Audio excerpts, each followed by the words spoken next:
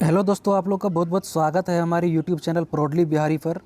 आज के टेस्ट संख्या 2 में हम लेके आए हैं 25 क्वेश्चन की एक श्रृंखला, जो कि बहुत ही उपयोगी साबित होगा BPSC, Bihar SSC, Bihar police, Bihar दरोगा, फायरमैन, बिहार पुलिस ड्राइवर और बिहार वनरक्षी के एग्ज़ाम में। साथ ही साथ आपको लोग को बताना चाहूँगा कि यदि आप 25 क्वेश्चन के सेट को लगाइए और अगर आप 20 प्लस कर पा रहे हैं तो मैं उम्मीद करता हूँ कि आपकी तैयारी बहुत अच्छी है। तो चलिए वीडियो को स्टार्ट करते हैं। वीडियो का पहला क्वेश्चन है, कूच बिहार ट्रॉफी का संबंध निम्न में से किस खेल से है? ऑप्शंस हैं शतरंज, क्रिकेट, बास्केटबॉल या टेबल टेनिस। फटाफट आंसर दीजिए आप लोग। कूच बिहार ट्रॉफी का संबंध निम्न में से किस खेल से है? तो इसका जो सही जवाब है ये है क्रिकेट। कूच बिहार ट्रॉफी जो है क्रिकेट से संबंधित है। कूच बिहार ट्रॉफी जो है ये क्रिकेट से संबंधित है। क्रिकेट खेल का जन्मदाता इंग्लैंड है और क्रिकेट की शुरुआत 16वीं शताब्दी में प्रारंभ हुआ था। अंतर्राष्ट्रीय क्रिकेट जो है 1877 से प्रारंभ हुआ था और भारत में जो पहला क्रिकेट क्लब था वो 1792 में कोलकाता में स्थापित किया गया था। हमारा दूसरा क्वेश्चन है, निम्न में से कौन सी एक प्रायद्वीपीय नदी की विशेषता है? निम्न में से कौन सी एक प्रायद्वीपीय नदी की विशेषता है? ऑप्शंस हैं वर्गीकृत उथली घाटी, महाखड्ड, वी आकार की घाटी या फिर स्लोप, उतार। तो इसका जो राइट आंसर हो जाएगा वो हो जाएगा वर्गीकृत उथली घाटी। वर्गीकृत उथली घाटी इसका जो है राइट आंसर है। प्रायद्वीपीय नदी की जल की निकासी की व्यवस्था जो है हिमालय की जल निकासी व्यवस्था से बहुत पुरानी है। इसकी व्यापकता मोटे तौर पर वर्गीकृत उथली घाटियाँ और नदियाँ का परिपक्वता से स्पष्ट की जा सकती है। जो पश्चिमी घाट की जो है वो पश्चिमी तट के पास है और प्रायद्वीपीय नदियों के पानी को बांटने का जो है कार्य करता है, जिससे यह पानी एक ओर बंगाल की खाड़ी और दूसरी ओर अरब सागर में बंट जाता है। नर्मदा और ताप्ती जो है उनको छोड़कर अधिकांश प्रमुख जो है प्रायद्वीपीय नदियां जो है पश्चिम से पूर्व की ओर प्रवाह करती है। प्रायद्वीपीय नदियों की विशेषताएं क्या हैं? जिसमें निश्चित जल मार्ग प्रणाली का अभाव होता है और पानी का जो होता है प्रवाह जो होता है वो गैर बारहमासी नहीं होता है, क्योंकि हम सब जानते हैं कि जो हिमालयी नदियां हैं वो ग्लेशियर से होकर आती है। उसको लगातार जो है सालों भर पानी का जो स्रोत है वो ग्लेशियर है, मिलता रहता है। लेकिन जो अधिकांश जो है पश्चिमी घाट और प्रायद्वीपीय की नदियां जो है वो जो है वहाँ पे ग्लेशियर नहीं है। वो जो है बरसात के टाइम में जो है ज़्यादा प्रवाहित होती है और जो गर्मी के टाइम में जो है वो लगभग सूख जाती है। तीसरा हमारा क्वेश्चन है कि संसद में केवल दोनों सदनों के सामान्य बहुमत द्वारा ही भारतीय संविधान के निम्न में से किस प्रावधान में संशोधन किया जा सकता है? ऑप्शंस हैं संसद और राज्य विधानमंडल के चुनाव, राज्य के नीति निर्देशक सिद्धांत, मौलिक अधिकार और संसद में राज्यों का प्रतिनिधित्व। जो इसका राइट आंसर हो जाएगा वो हो जाएगा संसद और राज्य विधानमंडल के चुनाव। संसद और राज्य विधानमंडल के चुनाव जो होते हैं वो संसद के दोनों सदन, जो उच्च सदन होता है और जो निम्न सदन होता है, उनके केवल और केवल सामान्य बहुमत द्वारा ही संशोधन किया जा सकता है। साथ ही बताऊंगा कि भारत के जो मौलिक अधिकार हैं भारतीय संविधान में वो भाग 3 में निहित है और जो हमारा मौलिक अधिकार जो है वो यूएसए से ग्रहण किया गया है। भारतीय संविधान के भाग 20 के अनुच्छेद 368 में संविधान संशोधन से संबंधित है। भारतीय संविधान में 3 प्रकार के संशोधन का उल्लेख है। मैं बताना चाह रहा हूं आप लोगों को कि भारतीय संविधान में जो है 3 प्रकार के संशोधन का उल्लेख है। एक होता है सामान्य बहुमत, एक होता है विशेष बहुमत और एक होता है विशेष बहुमत के साथ आधे से अधिक राज्यों का समर्थन। हमारा चौथा क्वेश्चन है, भारत की सबसे बड़ी अंडरग्राउंड पाइपलाइन निम्न में से कौन सी है? भारत की सबसे बड़ी अंडरग्राउंड पाइपलाइन जो है निम्न में से कौन सी है? ऑप्शंस है Kandla Bhatinda pipeline, Haldia Kolkata pipeline, Barauni Kanpur pipeline या फिर एचबीजे पाइपलाइन। तो इसका जो राइट आंसर हो जाएगा वो हो जाएगा एचबीजे पाइपलाइन। एचबीजे पाइपलाइन, देखिए पाइपलाइन जो है खनिज तेल और जो नेचुरल गैस होते हैं उनके परिवहन का साधन होता है। भारत और बांग्लादेश के बीच जो है मैत्री पाइपलाइन, भारत और बांग्लादेश के बीच में मैत्री पाइपलाइन परियोजना का जो है निर्माण शुरू किया गया है। अब हमारा नेक्स्ट क्वेश्चन है, 1930 में गांधी जी ने नमक का कानून किस स्थान पर तोड़ा था? 1930 में गांधी जी ने नमक का कानून किस स्थान पर तोड़ा था? ऑप्शंस हैं लाहौर, कोलकाता, दांडी या फिर दिल्ली? फटाफट आंसर कीजिए आप लोग। तो हमारा जो राइट आंसर हो जाएगा वो हो जाएगा दांडी। दांडी जो है गुजरात के एक जो तटीय गांव होता है, और वो जो दांडी है जो जो गुजरात के नवसारी ज़िले में अवस्थित है। ठीक है, वहाँ से क्या हुआ था कि 12 मार्च 1930 को जो महात्मा गांधी थे वो अपने 78 अनुयायियों के साथ साबरमती आश्रम से निकले थे, और 5 अप्रैल 1930 को दांडी के तटीय गांव में पहुंचे थे, और उसमें उन्होंने कुल 24 दिन की यात्रा के पश्चात वहां पर पहुंचे थे, और फिर 6 अप्रैल 1930 को नमक सत्याग्रह से सविनय अवज्ञा आंदोलन प्रारंभ किए थे। 5 मार्च 1931 को गांधी इरविन समझौता हुआ था। 5 मार्च 1931 को गांधी इरविन समझौता हुआ था, और इसके द्वारा जो है जो सविनय अवज्ञा आंदोलन था उसका स्थगन कर दिया गया था। बताना चाहूँगा कि 3 जनवरी 1932 को पुनः सविनय अवज्ञा आंदोलन प्रारंभ किया गया था, और फिर जो है जो अप्रैल 1934 तक चली थी। और इस आंदोलन में जो है महिलाओं की जो सहभागिता है वो बहुत ही ज़्यादा जो है सफल रही। नेक्स्ट क्वेश्चन है, भारत का नियंत्रक और महालेखा परीक्षक। भारत का नियंत्रक और महालेखा परीक्षक मतलब कि जो हमारा CAG होता है वो निम्न में से किस खातों की जांच करता है? ऑप्शंस है ना तो राज्य सरकार और ना ही केंद्र सरकार। बी में है ऑप्शन केवल केंद्र सरकार, राज्य सरकार और केंद्र सरकार, और केवल राज्य सरकार। तो इसका जो राइट आंसर हो जाएगा वो हो जाएगा राज्य सरकार और केंद्र सरकार। भारत का नियंत्रक और महालेखा परीक्षक राज्य और केंद्र दोनों के सरकारी खातों की जांच करता है। भारतीय संविधान के अध्याय 5 द्वारा स्थापित एक प्राधिकारी है CAG, जो भारत सरकार तथा सभा प्रादेशिक सरकारों के सभी तरह के अंगों का अंकेक्षण करता है। उसकी जो रिपोर्ट है उस पर सार्वजनिक लेखा समिति विचार करती है। भारत के नियंत्रक और महालेखा परीक्षक एक स्वायत्त संस्था के रूप में कार्य करता है, मतलब कि ये एक इंडिपेंडेंट संस्था है और इस पर सरकार का नियंत्रण बिल्कुल नहीं होता है। भारत के नियंत्रक और महालेखा परीक्षक की नियुक्ति जो है राष्ट्रपति के द्वारा की जाती है। और आप लोग आर्टिकल बताइए फटाफट कमेंट करके। जो 148 आर्टिकल होता है वो CAG से रिलेटेड है। CAG की नियुक्ति राष्ट्रपति करती है, यही है आर्टिकल 148। नियंत्रक एवं महालेखा परीक्षक ही भारतीय सार्वजनिक धन के रखवाला होते हैं। नेक्स्ट क्वेश्चन है, लोकसभा अध्यक्ष का चुनाव किस तरह से होता है? नेक्स्ट क्वेश्चन है, लोकसभा के अध्यक्ष का चुनाव जो है वो किस तरह से होता है? इसके सदस्यों के बीच मुख्यमंत्री द्वारा, या फिर सर्वोच्च न्यायालय के न्यायाधीशों द्वारा, या फिर विधानसभा के निर्वाचित सदस्यों द्वारा।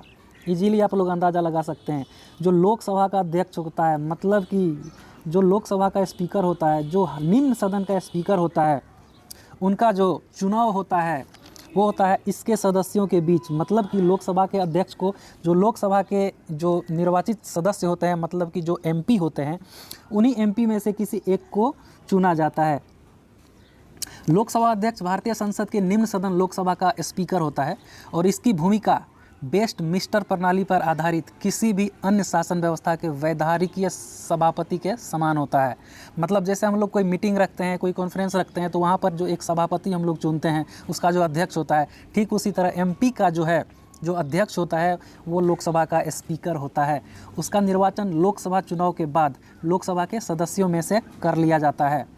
उनसे अपेक्षा की जाती है कि वे अपने सक्रिय राजनीतिक से अलग रहकर निष्पक्ष रूप से कार्य करें। मतलब सत्तारूढ़ दल कोई भी हो या फिर विरोधी दल कोई भी हो, उससे निष्पक्ष रूप से जो है वो अपना डिसीजन देते हैं और निष्पक्ष रूप से अपना कार्य करते हैं। और जो वर्तमान में हमारे लोकसभा स्पीकर हैं उसका नाम ओम बिरला है। और निर्वाचन की तिथि राष्ट्रपति के द्वारा निश्चित की गई तिथि की सूचना लोकसभा के महासचिव के सदस्यों को देता है। चलिए नेक्स्ट क्वेश्चन है कि पश्चिमी चक्रवर्ती विक्षोभ, जो हमारा वेस्टर्न डिस्टर्बेंस होता है, पश्चिमी चक्रवाती विक्षोभ, ये जो होता है इसका उद्गम कहाँ होता है? जो वेस्टर्न डिस्टर्बेंस होता है हमारा, उसका उद्गम कहाँ होता है? ऑप्शंस है हिमालय, बंगाल की खाड़ी, अरब सागर या फिर भूमध्य सागर। बहुत ही आसान सा सवाल है लेकिन बहुत ही इम्पोर्टेंट सवाल है। इसका जो सही जवाब हो जाएगा वो हो जाएगा भूमध्य सागर। जो हमारा भूमध्य सागर है वहाँ से जो वेस्टर्न डिस्टर्बेंस होते हैं उनकी उत्पत्ति होती है, और उसके पहले जो अटलांटिक महासागर में जेट स्ट्रीम होते हैं, जो ठंडी हवा होते हैं, वो उनको धकेल के लाता है और जो हमारे हिंदुकुश पर्वत हैं, जो हमारा भारतीय उपमहाद्वीप है, उसके पास इसको छोड़ देता है, जिससे पाकिस्तान और अफ़गानिस्तान में बहुत ज़्यादा बारिश होती है, लेकिन भारत में भी इसका कुछ असर देखने को मिलता है। जैसे पंजाब, हरियाणा और दिल्ली तक ये बारिश होती है। ये अक्टूबर नवंबर के टाइम में अमूमन देखी जाती है और इसके कारण जो है जम्मू कश्मीर और उत्तराखंड में ओले पड़ते हैं। उम्मीद करता हूँ कि ये क्वेश्चन बहुत अच्छे से आप लोग को समझ में आ गया होगा। जो पश्चिमी विक्षोभ उत्तर भारत में जो है रबी फसल के लिए बहुत ही लाभदायक होता है, विशेषकर गेहूं फसल के लिए, क्योंकि गेहूं की फसल के लिए उतनी पानी की ज़रूरत नहीं होती है।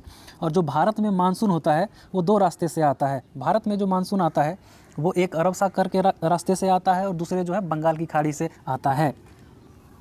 जो हमारा नेक्स्ट क्वेश्चन है, भारतीय संविधान में वर्णित जो मौलिक अधिकार है उनको मुख्यतः किस देश से लिया गया है। मैंने ऑलरेडी इस क्वेश्चन को डिस्कस कर दिया है किसी दूसरे क्वेश्चन के डिस्कशन में, फिर भी आप लोग बताइए कि जो मौलिक अधिकार हमारे इंडियन नेशनल कॉन्स्टिट्यूशन में लिया गया है वो मुख्यतः किस देश से लिया गया है। ऑप्शंस है सोवियत संघ के संविधान, अमेरिकी संविधान, जर्मनी के संविधान या ब्रिटेन के संविधान।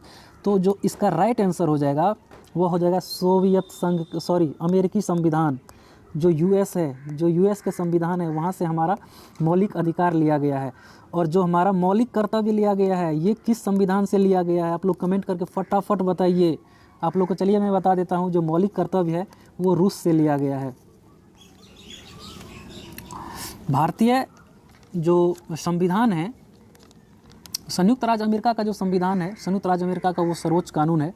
अमेरिकी संविधान विश्व का जो है पहला लिखित संविधान है। जो यूएस की संविधान है वो विश्व का पहला लिखित संविधान है। विश्व की प्रमुख शक्ति बनाने में अमेरिका के संविधान का महत्वपूर्ण योगदान है। संयुक्त राज्य अमेरिका की जो राजधानी है वो वाशिंगटन डीसी है। अब नेक्स्ट क्वेश्चन पर चलते हैं। खेलों से संबंधित प्रावधान का वर्णन भारतीय संविधान की किस सूची में है। ऑप्शंस हैं समवर्ती सूची, केंद्रीय सूची, अवशिष्ट सूची या फिर राज्य सूची। बहुत ही आसान लेकिन बहुत ही इंपॉर्टेंट क्वेश्चन, बहुत ही आसान लेकिन बहुत ही इंपॉर्टेंट क्वेश्चन है। तो इसका जो राइट आंसर हो जाएगा वो हो जाएगा राज्य सूची। खेल से संबंधित जो प्रावधान होते हैं वो भारतीय संविधान की राज्य सूची का विषय है। संघ सूची भारत की 7वीं अनुसूची में वर्णित है। संघ सूची जो है भारत की 7वीं अनुसूची में वर्णित है। एक्चुअली इसमें जो ये 7वीं अनुसूची है इसमें संघ समिति, समवर्ती सूची और राज्य सूची, ये तीनों का वर्णन किया गया है। संघ सूची जो है इसमें दिए गए विषय पर केवल जो है केंद्र सरकार कानून बना सकती है, आप लोगों को पता होगा। और भारतीय संविधान के लागू होने के समय इसमें 97 विषय थे, लेकिन वर्तमान में जो है कुल 100 विषय हो चुके हैं। खेलों को जो है भारतीय संविधान की राज्य सूची से समवर्ती सूची में स्थानांतरित करने का जो प्रस्ताव है वह पारित किया गया है। चलते हैं अपने नेक्स्ट क्वेश्चन की ओर। और नेक्स्ट क्वेश्चन है हमारा कि 21 जून 2020 को जो अंतर्राष्ट्रीय योग दिवस जो मनाया गया था उनकी थीम क्या थी। ऑप्शंस है yoga for piece, yoga for climate action, yoga for health, yoga at home and yoga and safe at home. तो इसका जो राइट आंसर हो जाएगा वो हो जाएगा yoga for health, yoga at home, yoga for health, yoga at home, yoga for health, yoga at home. Next question है हमारा, सैयद अकबरुद्दीन के बाद संयुक्त राष्ट्र में भारत के जो अस्थाई प्रतिनिधि हैं उसके पद पर किन का चयन हुआ है। ऑप्शंस हैं टी एस त्रिमूर्ति, इंद्रमणि पांडे, अंशुला कांत और अशोक लवासा। तो इसका जो राइट आंसर हो जाएगा वो हो जाएगा अंशुला कांत। इसका जो राइट आंसर हो जाएगा वो हो जाएगा अंशुला कांत। चलिए नेक्स्ट क्वेश्चन पर चलते हैं कि वर्ष 2021 में संयुक्त राष्ट्र जलवायु परिवर्तन सम्मेलन COP26 किस शहर में आयोजित किया जाएगा। वर्ष 2021 में जो UNFCCC जो है, जो संयुक्त राष्ट्र जलवायु परिवर्तन सम्मेलन जो है, जो COP26 है, किस शहर में आयोजित किया जाएगा। इसके ऑप्शंस हैं सेंटियागो, नैरोबी, ग्लासगो या फिर डरबन। तो इसका जो राइट आंसर हो जाएगा वो हो जाएगा ग्लासगो। इसका जो राइट आंसर हो जाएगा वो ग्लासगो। मतलब 2021 में जो UNFCCC की जो COP26 जो सम्मेलन होगी वो ग्लासगो में होगी। ग्लासगो कहाँ पे है? ग्लासगो है स्कॉटलैंड में। स्कॉटलैंड जो है UK में आता है। यूनाइटेड किंगडम में जो है स्कॉटलैंड, ब्रिटेन, इंग्लैंड और वेल्स ये आते हैं। चलते हैं नेक्स्ट क्वेश्चन की ओर। परमाणु ऊर्जा नियामक बोर्ड के अध्यक्ष कौन है। जो परमाणु ऊर्जा नियामक बोर्ड हैं AERB, उनके अध्यक्ष कौन हैं। AERB के अध्यक्ष कौन हैं। तो इनका जो सही जवाब है वो हो जाएगा आपका G नागेश्वर राव। इनका जो राइट आंसर हो जाएगा वो हो जाएगा जी नागेश्वर राव। जी नागेश्वर राव परमाणु ऊर्जा नियामक बोर्ड के वर्तमान अध्यक्ष हैं, जी नागेश्वर राव, जी नागेश्वर राव। चलते हैं नेक्स्ट क्वेश्चन की ओर। भारत की सबसे अमीर महिला कौन है? भारत की सबसे अमीर महिला कौन है? अंदाज़ा लगाइए। इसमें ऑप्शन दिए गए हैं रोशनी नाडर, सुनील भारती मित्तल, नीता अंबानी और ए एंड सी, मतलब रोशनी नाडर और नीता अंबानी संयुक्त रूप से। तो इसका जो राइट आंसर हो जाएगा, ये हो जाएगा रोशनी नाडर। रोशनी नाडर भारत की सबसे अमीर महिला है, रोशनी नाडर। चलते हैं नेक्स्ट क्वेश्चन की ओर और हमारा 16वां क्वेश्चन है कि सूक्ष्म लघु एवं मध्यम उपक्रम MSME में आर्थिक एवं वित्तीय स्थिरता हेतु दीर्घकालीन उपाय सुलझाने के लिए किसकी अध्यक्षता में एक समिति का गठन किया गया है? ऑप्शन है राजीव गाबा, UK सिन्हा समिति, अमिताभ कांत समिति या फिर दलवाई समिति। तो इसका जो राइट आंसर हो जाएगा ना, ये हो जाएगा आपका UK सिन्हा समिति। जो MSME में आर्थिक और वित्तीय स्थिरता हेतु दीर्घकालीन उपाय के सुलझाने के लिए जो उपाय कर रहे हैं, इनके जो अध्यक्ष हैं वो हैं UK सिन्हा समिति। चलते हैं नेक्स्ट क्वेश्चन की ओर। अगला जो क्वेश्चन है हमारा बुक एंड राइटर से है, बुक एंड ऑथर से हमारा अगला क्वेश्चन है और ये क्वेश्चन है कि लेट अस ड्रीम, हमें सपने देखने दो, ये किसकी लेखक है? मतलब इस पुस्तक के लेखक कौन है? तो इसका जो ऑप्शंस है वो है Chetan Bhagat, pope Francis, Ruskin bond या शशि थरूर। तो इसका जो राइट आंसर हो जाएगा ना, लेट अस ड्रीम पुस्तक का जो लेखक है ना वो है pope Francis. Pope Francis let us dream के लेखक हैं पोप फ्रांसिस। वह पदार्थ जो सहसंयोजी बंध बनाने के लिए एक इलेक्ट्रॉन युग्म का दान करता है उसे क्या कहते हैं? ऑप्शंस हैं ब्रांस्टेड लॉरी अम्ल, ब्रांस्टेड लॉरी क्षार, लुईस अम्ल और लुईस क्षार। तो इसका जो राइट आंसर हो जाएगा डी, लुईस क्षार। लुईस क्षार। चलिए इसके डिस्कशन इसका थोड़ा करते हैं। देखिए, वह पदार्थ जो सहसंयोजी बंध बनाने के लिए एक इलेक्ट्रॉन युग्म का दान करता है, जो कोवैलेंट बॉन्ड होता है, जो कि दूसरे किसी से तत्व के साथ वो साझा बंध बनाते हैं, और उसमें यदि एक electron one pair of electron का जो साझा होता है ना, उसको लुईस क्षार कहते हैं, लुईस क्षार। सही आंसर हो जाएगा इसका लुईस क्षार। चलते हैं नेक्स्ट क्वेश्चन की ओर। निम्नलिखित में से कौन सी ग्रंथि शरीर के अंदर ऊर्जा मुक्ति की दर को नियंत्रित करती है? निम्नलिखित में से कौन सी ग्रंथि शरीर के अंदर ऊर्जा मुक्ति की दर को नियंत्रित करती है? तो इसका जो राइट आंसर हो जाएगा वो हो जाएगा अग्नाशय, पैंक्रियाज। पैंक्रियाज जो होता है वो शरीर के अंदर ऊर्जा मुक्ति की दर को जो है ना कंट्रोल करती है। और जो हमारी थायराइड होती है, जिनको हम O2 बोलते हैं, हमारी गर्दन में वायुनाल के शीर्ष भाग पर स्थिर होता है और यह H के आकार के अंतःस्रावी ग्रंथि होती है। ठीक है, चलिए, थायराइड से थोरक्सिन नामक हार्मोन निकलता है और इसकी कमी से क्या होता है? हाइपोथायराइड व हाइपरथायराइड से जो है ना वो रोग होता है। जो घेगा होता है ना वो जो थायराइड होती है, थायरोक्सिन हार्मोन की कमी से हो जाता है। चलिए, इंसुलिन जो कि शुगर को कंट्रोल करता है, जो डायबिटीज़ को कंट्रोल करता है, इंसुलिन अग्नाशय के जो है लैंगरहैंस द्वीप की बीटा जो कोशिका होती है ना वहाँ से निकलती है। लैंगरहैंस की बीटा कोशिका से इंसुलिन का स्राव होता है। बहुत इंपॉर्टेंट क्वेश्चन है। चलिए, इंसुलिन की कमी से कौन सा रोग होता है? फटाफट कमेंट करके बताइए। हमारा जो नेक्स्ट क्वेश्चन है वो है कि सोडियम हाइड्रोक्साइड, जो कॉन्सेंट्रेटेड सोडियम हाइड्रोक्साइड होते हैं, सॉरी ये तांत्रिक यहाँ पे लिखा गया है, यहाँ पे सांद्र होगा, सांद्रित सोडियम हाइड्रोक्साइड जो होता है उसका बिलियन का जो है pH मान क्या होगा? तो इनका जो pH मान होता है 13 होता है ना, NaOH, उसको जो है हम कास्टिक सोडा बोलते हैं। ठीक है, और जो कॉन्सेंट्रेटेड NaOH होता है उसका जो pH वैल्यू होता है वो 13 होता है। मतलब कि ये एक बहुत ही मजबूत क्षार हो गया, बहुत ही स्ट्रॉन्ग बेस हो गया। चलिए, जो हम लोग बियर पीते हैं ना उसका pH मान जो होता है 4.5 होता है। और जो मिल्क होता है, जो दूध होता है, जानवर का दूध होता है, उसका जो होता है वो 6.5 होता है। जो हमारा ब्लड होता है उसका 7.4 होता है। जो मानव मूत्र होता है, जो यूरिन होता है ना, उसका pH मान 6.0 होता है। और जो शराब होता है ना हमारा एथिल एल्कोहल, उसका जो pH वैल्यू होता है 3.5 होता है। चलिए, आप लोग कमेंट करके फटाफट बताइए कि जल का जो जल होता है उसका pH वैल्यू क्या होता है? ये सारे बल्ब श्रेणी क्रम में जुड़ी हुई है, मतलब कि श्रेणी क्रम ये सीरीज में जुड़ी हुई है। तो यदि एक बल्ब बंद हो जाए और एक बल्ब यदि फ्यूज हो जाता है तो अन्य बल्ब पर क्या प्रभाव पड़ेगा? सभी बल्ब जलेंगे या कुछ बल्ब जलेंगे और कुछ नहीं जलेंगे? भाई ये फट जाएंगे, इसका क्या मतलब होता है? एक बल्ब के बंद हो जाने से ये फटने का क्या मतलब है? ये तो लॉजिक ही कोई नहीं है। चलिए आप लोग अंदाज़ा कीजिए आंसर का, इसमें से कौन सा आंसर होगा। तो देखिए जब जब ये सीरीज में लगी हुई होती है ना, जो सीरीज में लगी हुई होती है ना, तो एक बल्ब का एक छोर एक दूसरे बल्ब के छोर से लगा हुआ रहता है, इस तरह से लगा हुआ रहता है। तो क्या होता है ना कि ये सीरीज में कंटिन्यूसली फ्लो होता है करंट का।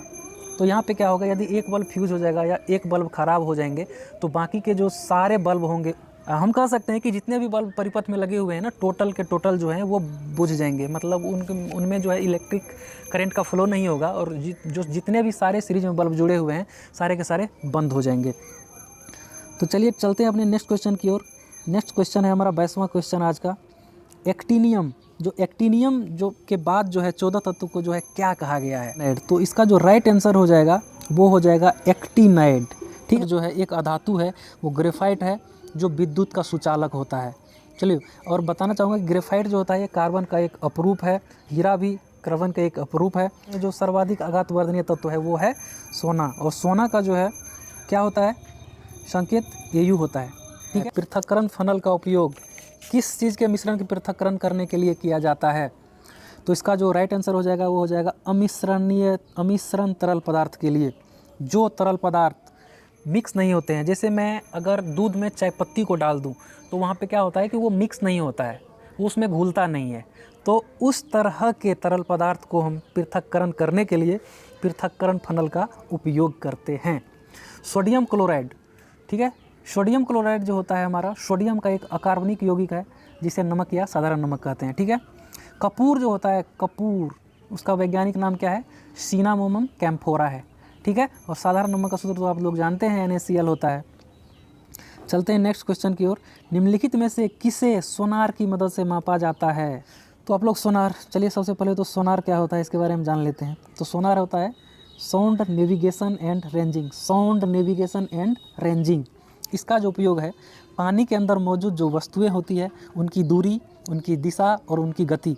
मतलब पानी के अंदर जो मौजूद, अगर वहाँ पे कोई जहाज़ जा रही है, कोई पनडुब्बी जा रही है, तो वो कितनी दूरी पर जा रही है, किस दिशा में जा रही है और कितना स्पीड से जा रही है, इस सब का पता लगाने के लिए हम सोनार का उपयोग करते हैं। 20वां क्वेश्चन है कि यदि एक विद्युत हीटर पर 2 किलोवाट रेटिंग की गई है तो विद्युत ऊर्जा का मूल्य 4 रुपया प्रति किलोवाट है, तो हीटर का 3 घंटे का उपयोग करने पर जो है व्यय विद्युत ऊर्जा का मूल्य कितना, जो बिजली का पे करते हैं बिल, वो क्या होता है, किलोवाट आवर होता है। बस इतना याद रखना है।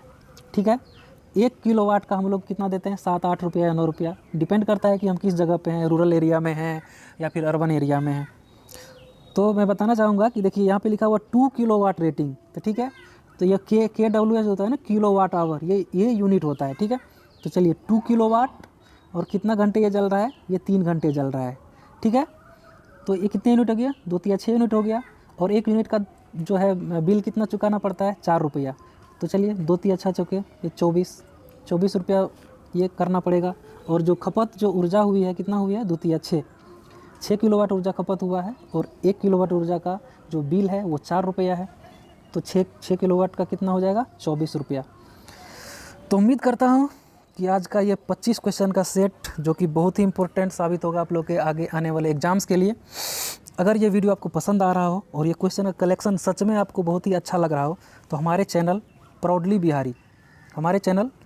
बिहारी को सब्सक्राइब कीजिए। इस टेस्ट का PDF जो है आप यहाँ से हमारे टेलीग्राम चैनल से ले सकते हैं। हमारे टेलीग्राम चैनल को जुड़ने के लिए प्राउडली बिहारी टेलीग्राम में जाके प्राउडली बिहारी सर्च करें और वहाँ पे ये PDF ऑलरेडी अपलोडेड है, वहाँ जाके आप लोग यहाँ से PDF डाउनलोड कर सकते हैं और उसको आप बार बार पढ़ के इन इम्पोर्टेंट क्वेश्चन का आप रिवीजन कर सकते हैं। So thank you so much. अगर हमारे चैनल को आपने सब्सक्राइब अभी तक नहीं किया है तो हमारे चैनल को सब्सक्राइब कर लीजिए, बेल आइकन को प्रेस कर दीजिए ताकि आगे आने वाली वीडियो की नोटिफिकेशन आप तक पहुंचता रहे। Thank you so much. अगर ये